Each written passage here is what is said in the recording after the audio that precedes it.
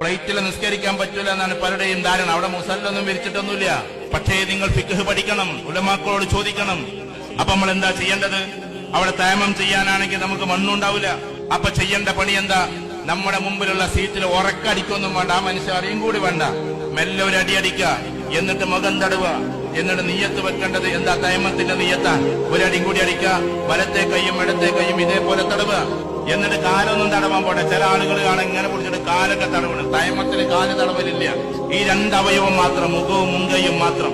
എന്നിട്ട് അവിടെ ഇരുന്നോണ്ട്, ഈ ആൾക്ക് ശല്യമൊന്നും വരാതെ ഇരുന്നോണ്ട് ഉറക്ക ഫാത്തിയോദണ്ട, ഉറക്കതാക്കണ്ട, മെല്ലെ ചൊല്ലിക്കൊണ്ട് നിങ്ങൾ നിസ്കരിച്ചോ. എന്തൊരു രസമുണ്ടാകുന്ന ആകാശത്തിലൂടെ സഞ്ചരിക്കുന്ന ഫ്ലൈറ്റിലിരുന്നിട്ട് 100-400 ആളുകൾ സഞ്ചരിക്കുമ്പോ നിങ്ങളിരുന്ന് നിസ്കരിക്കുകയാണ്. അള്ളാഹ്ക്ക് എത്രമാത്രം ഇഷ്ടമായിരിക്കും അത്. വായുലോകത്തിലൂടെ പോകുന്ന ഫ്ലൈറ്റിലിരുന്നിട്ട് പ്രാർത്ഥിക്കുന്ന നിങ്ങളെ ജഗനിയന്താവായ തമ്പുരാൻ എത്രമാത്രം സന്തോഷത്തോടെ